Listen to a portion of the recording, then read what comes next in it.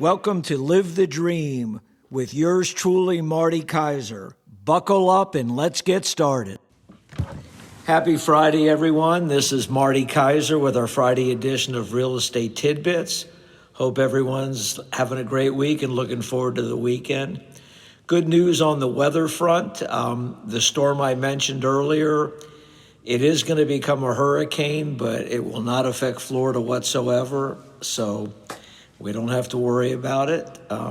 So knock on wood, we've made it through the middle of August without any hurricanes. Probably the next 6 weeks are typically the busiest time. So we'll keep our fingers crossed nothing too major happens to Florida. Fortunately, in Orlando, being in the middle of the state, over the years, we've pretty much avoided most really major occurrences with the exception of that unusual time in 2004 when we had 4 hurricanes in about a 6.5 week period. But anyway, as always, when you're outdoors, stay hydrated, use sunblock. You can rapidly get dehydrated if you're doing any kind of exerting activity. And the sun's beaming down on us a lot, so make sure you're using sunblock if you're outside. I was going to go over some interesting news in the real estate segment today that I thought some folks may find interesting.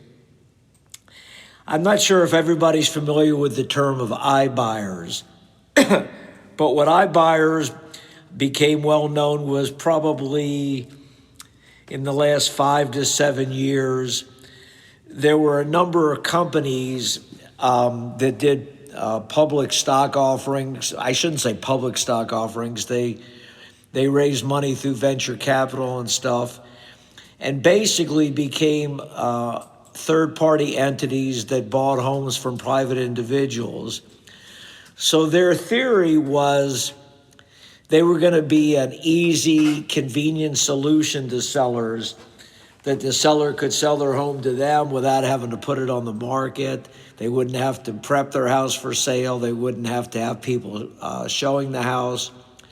For customers that wanted kind of a guaranteed sale date when they'd have their money in hand so that they could do other ventures, whether it was buying another home or whatever, iBuyers felt there was a market niche that they could fill and be very successful. So some of the companies you've probably heard of, Open Door's probably the best known, and you had OfferPad.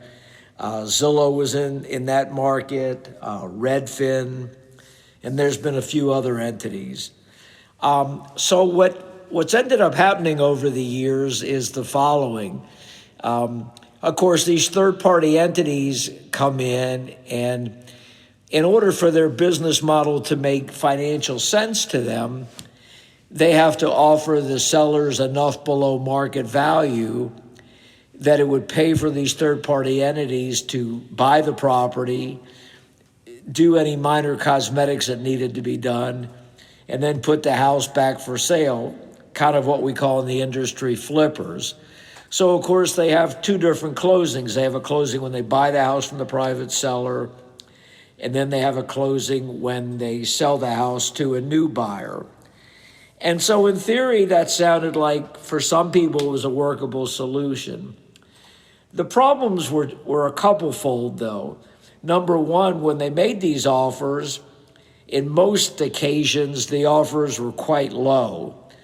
So, for example, if I had a house that I would put a market value on of $500,000, let's say, these third-party buyers, depending on how they evaluated the house and how the business market was and all that, they might offer the seller somewhere in the neighborhood of $385 to about $430.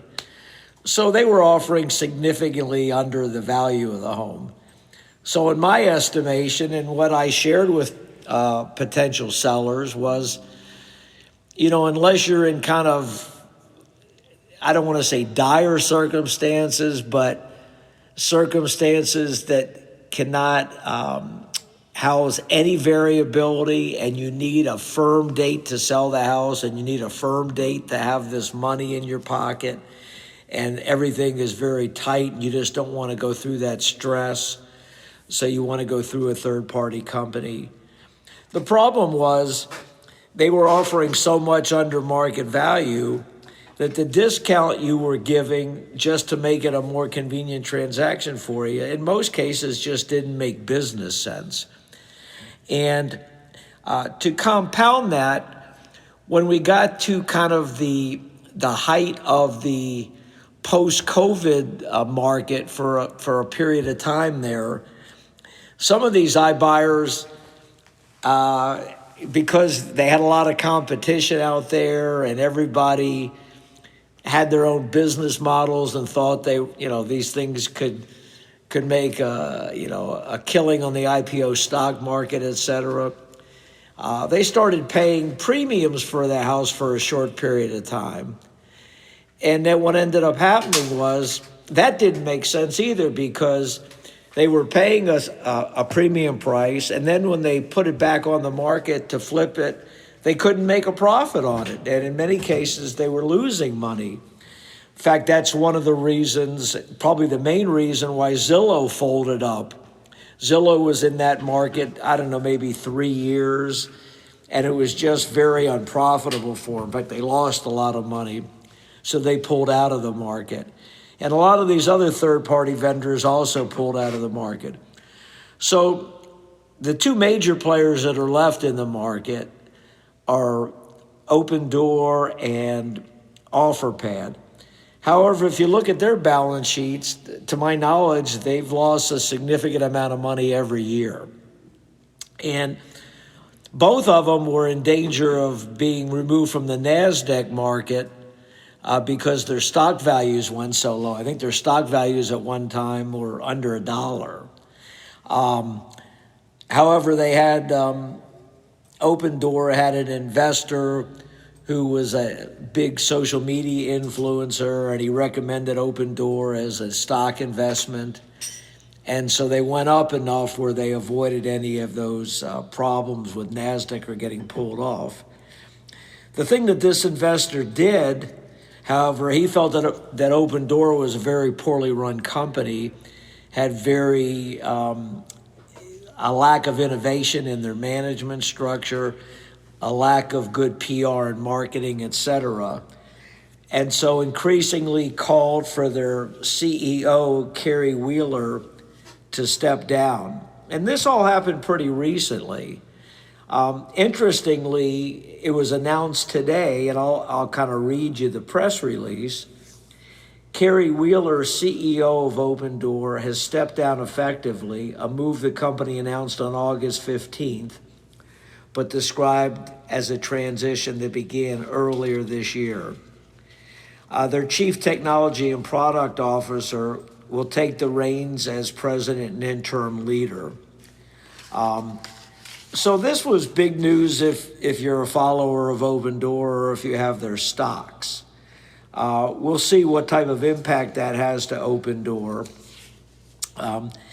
The thing is, from my point of view, being a real estate broker, and obviously I make my living buying and selling customers' properties, and so if these third-party vendors had really taken a big foothold and captured a lot of market share, there would be less homes for traditional brokers like myself to sell, and it would probably impact getting a lot of real estate agents and brokers out of the industry because there wouldn't be enough business. But their business model, in my opinion, had a lot of flaws. I've been on a handful of appointments over the years where the people ask me about these third-party vendors such as Opendoor and OfferPad. And I explain to them the pros and cons, and I say, if you really want to explore that, I can assist you with that. And so they work with brokers like myself, so I can put together a nice package of the house, professional photography, state all the virtues the house has, and see what kind of price these third-party vendors offer. And I shouldn't say fortunately or unfortunately, depending on what side of the coin you're on, every offer that I've generated through that methodology has been quite low. So none of the people that I spoke with were interested in doing that. And ultimately hired me to sell their home. And we obviously sold it for way more than these third-party vendors had offered. And typically we sold it pretty promptly. I just think that most people, unless they're really in dire straits, it's not a good alternative for them. There is a big company out there, and I won't use names, that their business model, and they're very aggressive with their marketing. They have a lot of billboards, and they do a lot of marketing, and they guarantee to buy your house. Well, basically what they were doing was they were doing the same concept pretty much as Open Door or OfferPad. They were coming in with third-party offers, and frequently those offers weren't that great. But this company was astute because they got their foot in the door. So even if the seller didn't want to sell to a third party, these folks were inside the house and they could make a traditional real estate presentation. Well, Mr. or Mrs. Seller, that's just one option, but we would certainly be glad to act as your real estate broker and list and sell your home. And so it was a smart idea for that company because they got a foothold in the door, and they've done pretty well with doing volume, and they're based in a number of southeastern states right now, including Florida. So it'll be interesting to see how their long-term viability is. A lot of times, companies with for lack of a better analogy, with a gimmick, they don't always have the staying and lasting power that more traditional formats have. But, everything's subject to innovation and change. So the one thing that I always do, I always keep a close eye out on new concepts, what competitors are doing, because I want to be fully informed. So when I go and visit with a customer on an appointment, whether they're a buyer or a seller, and they ask me about ABC company, and they say, what do you think of their program, or what do you think of this particular concept that they have, or what do you think of their agents, or what do you think of the viability of using a huge big name company versus a boutique company? I can answer those questions with a certain amount of knowledge, and I feel very confident in giving an opinion. The one thing I've always told customers, and this is throughout my whole real estate career, and I've been in the industry for over 30 years, and I've owned and sold 2 successful offices, were that the number one factor for a consumer is the agent.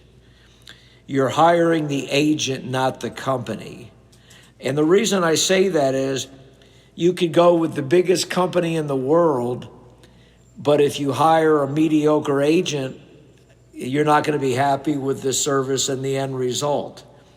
Or you could go with a smaller boutique company that focuses more on less agents, but higher producing agents and more personalized attention.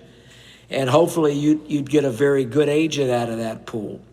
But it's really incumbent on the agent. And real estate's one industry where, quite frankly, we tend to have an abundance of agents, and we always have more people than should have licenses. And that's why about 75 or 80% of the agents do not make anywhere from 0 to 1 transaction a year. So a lot of agents don't make a living, they just have their license.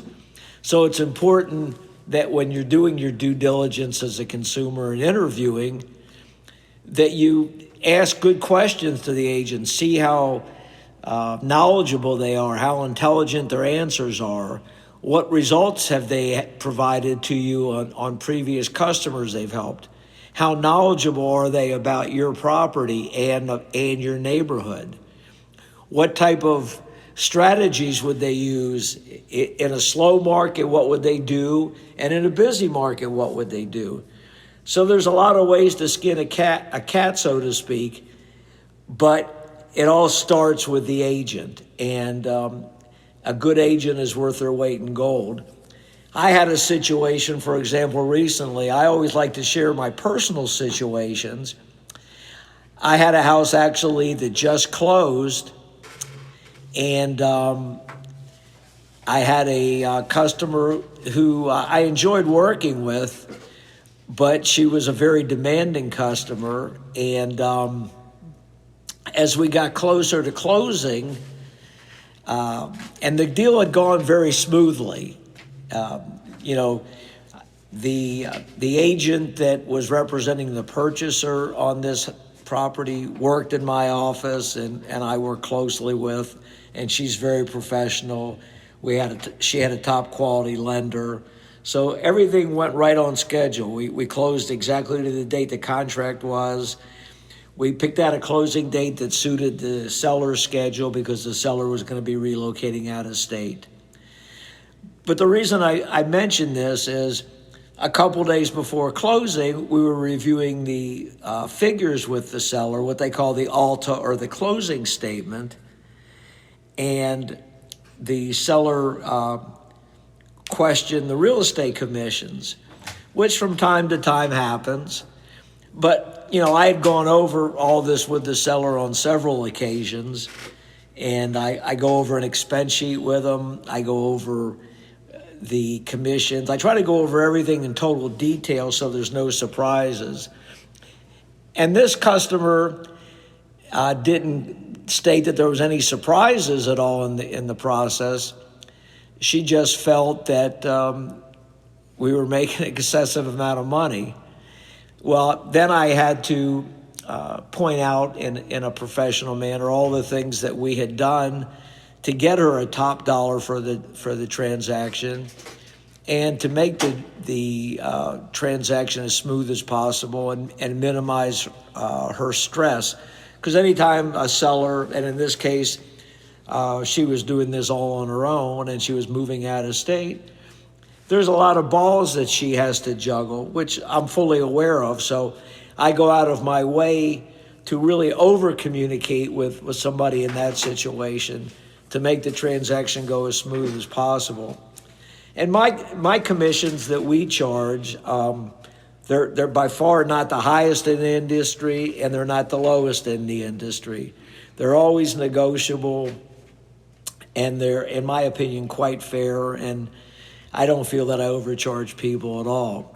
But I think it's important when you interview people that you go over the fees and understand exactly what that agent's providing and what kind of services they provide. And some of the things that I pointed out, because I'm old school, is that my communications are second to none, and I'll communicate in whatever fashion the seller feels more comfortable with. I'm glad to telephone them frequently, text, email. Everybody's different nowadays, and each generation has a preferred method of communicating. There's some of the generations that are more on the younger side. They don't use the telephone much. They rather use text. Other people that are older, they prefer telephone still. So whatever people want to communicate with, I'm more than willing to accommodate whatever their preference is. I also answer my own phone. Unless I'm on an appointment, you can pretty much reach me most of the time. So the good news is my customers reach me all the time. The bad news is I take a lot of calls after hours. So that's not always popular with my family, but that's just the way I was raised, and I try to provide quality service to people. And I know when people are buying or selling a home, and they can't reach their agent, sometimes they get uncomfortable with that. So I try to be as accessible as I can. And I always try to tell my customers at the beginning of a transaction what they can expect. I try to go through as many eventualities as I feel are commonplace.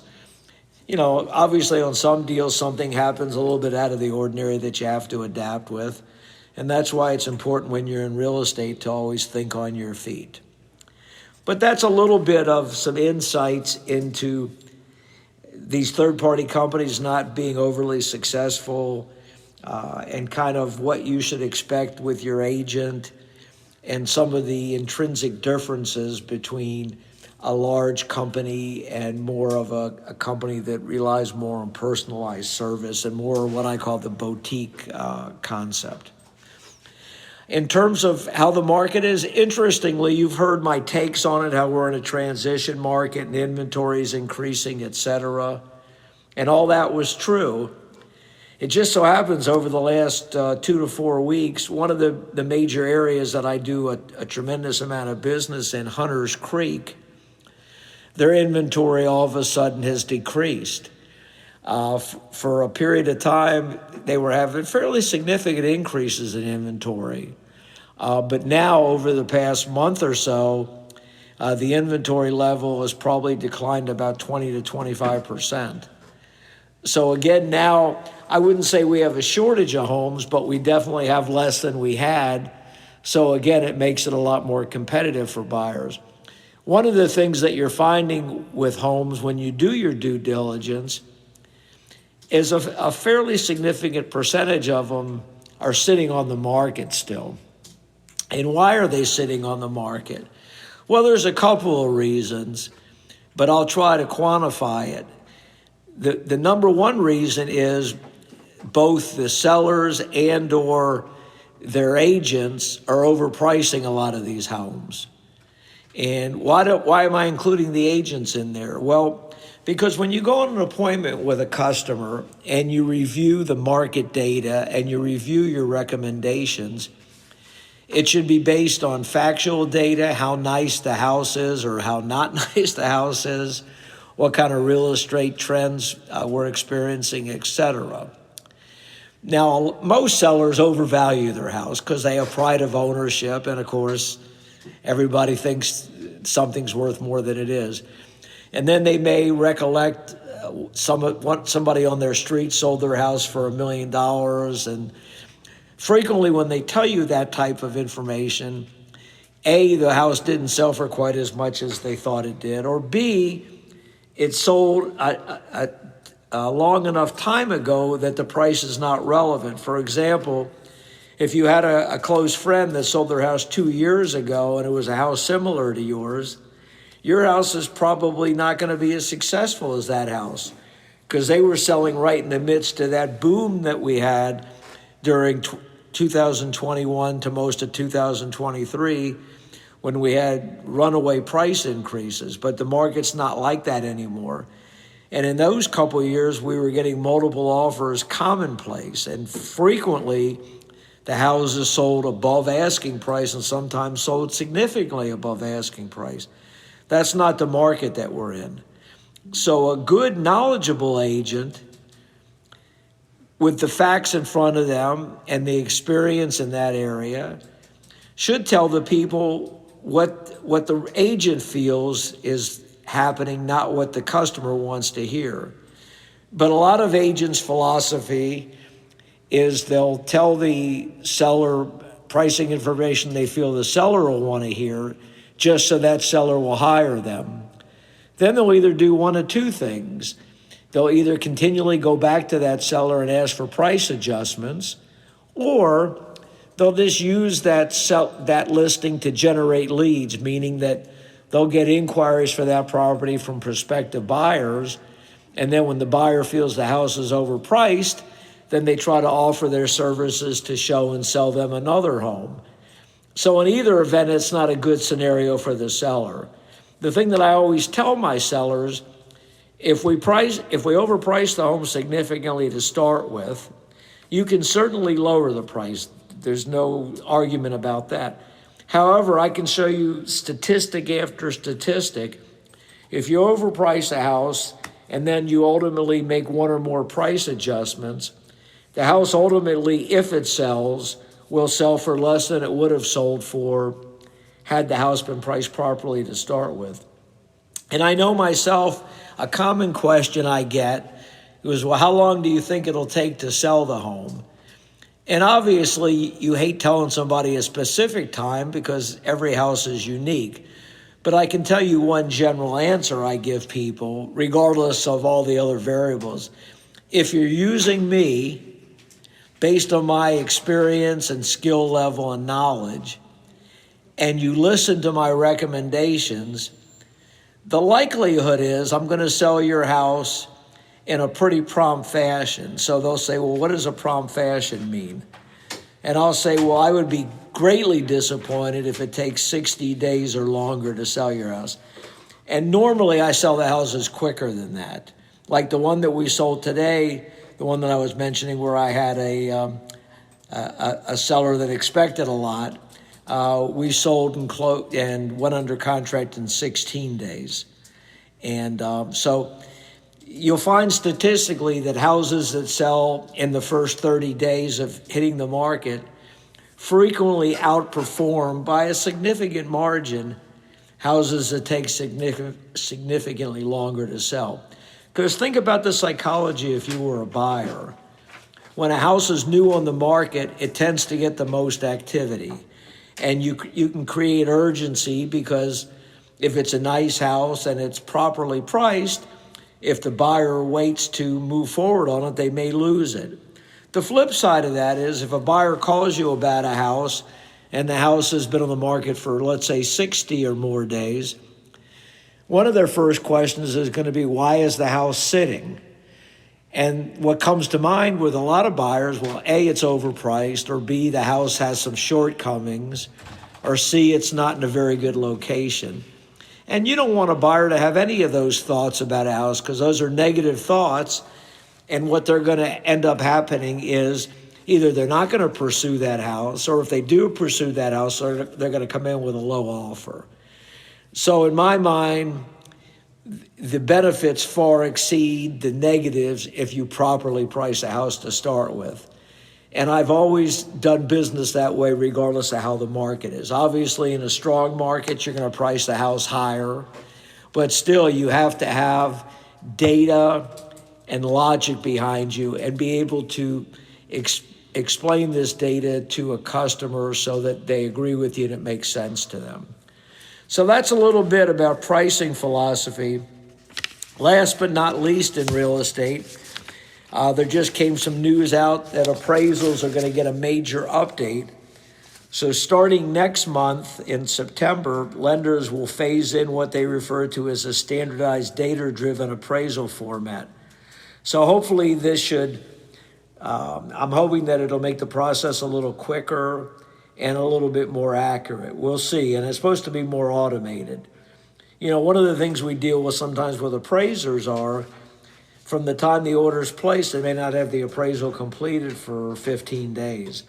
And you'd like to have the appraisal done quicker. And as the agent, you don't have that much control over that because the lender orders it, but they go through a third party and it goes through a rotational system. So you don't have a lot of control over which appraiser gets the order. And some appraisers are just more skilled, more professional, and more timely with their results. But anyway, we'll keep a close eye on that. So hopefully that gives you a little insight into some of the issues going on in the real estate market. And I'll leave off with the following. And this is kind of a newsworthy thing, not really a political statement as much, but newsworthy. For those of you that have been following the news lately, in Washington, D.C., the president called in the military to kind of assist and or take over to some degree the policing of Washington, D.C. And the logic was given that Washington, D.C.'s crime is out of whack and they need to come in and clean it up and their homelessness is out of whack, etc. Most non-bias experts believe that that's not really true. And they actually came out with some crime statistics that crime in the District of Columbia went down significantly this year compared to last year. So the facts don't equate with, the reason for bringing in the military. Everybody has their own theory on why the military is brought in, and I'll keep my opinion quiet for the time being. I know myself as a resident in a city, if crime was that rampant, I would want remedies to curb it. But on the other hand, I wouldn't be that comfortable with military people roaming around the streets of my city. again, that gives me, I kind of feel like I'm in Russia or a communist country when you start seeing all this military presence. But it'll be interesting to follow that and see what kind of dynamics result from that. And a lot of that, too, is because, immigration and ICE agents, you're hearing continual stories about their activities. In fact, they had something in our local paper, how they grabbed a bunch of kids from Apopka High School yesterday. And I think got them, I assume they were here illegally. So that's all for today. I hope everybody has a superb weekend. Again, stay hydrated and tune in to our upcoming podcast, our Tuesday Real Estate Tidbits. And this is Marty Kaiser out.